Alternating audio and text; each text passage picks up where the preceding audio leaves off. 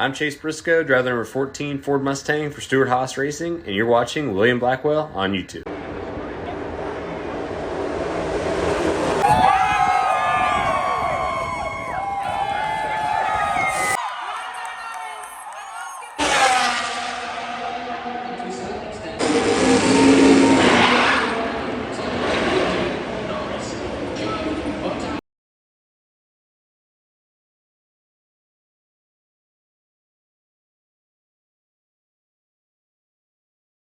We are now into the month of December, and I believe it is going to be announced sooner rather than later on who is going to be driving the 10 car for Stewart Haas Racing in the 2024 season. The clear frontrunner at the time being is going to be Noah Gragson. Noah Gragson raced a 42 car in the 2023 season for Legacy Motorsports Club, and he was supposed to go full time. But in August, Noah Gragson got on Instagram, a social media platform, and liked a very sensitive post. And because of that, Legacy Motorsports took action upon it to suspend him, and then NASCAR came in right behind him and supported their decision and also pretty much put a big old hefty deal on him. Made him have to go to training, sensitivity training.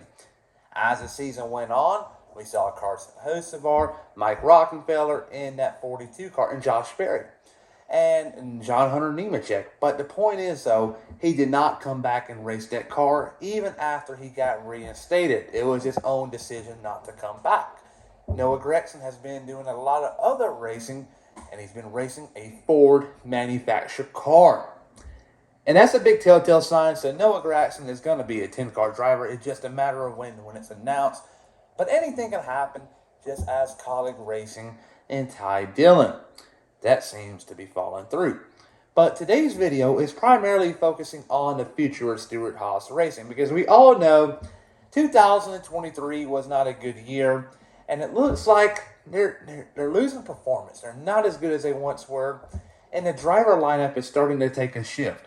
And what I mean by the shift is we're seeing Josh Berry and now in the 4 car, Chase Briscoe is in the 14, Ryan Preece is in the 41, and now the 10 is going to probably be Noah Gragson.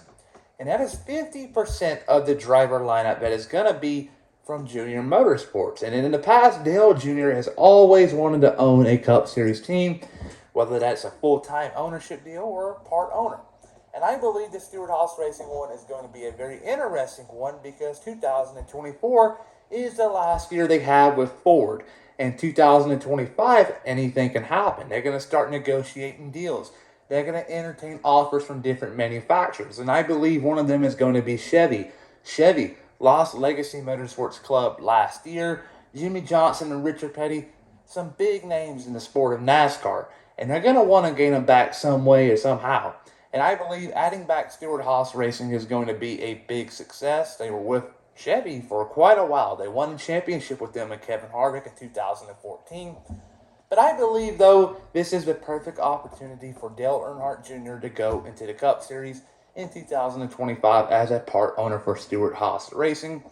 And not to mention, Gene Haas hasn't been really involved in the Cup Series program.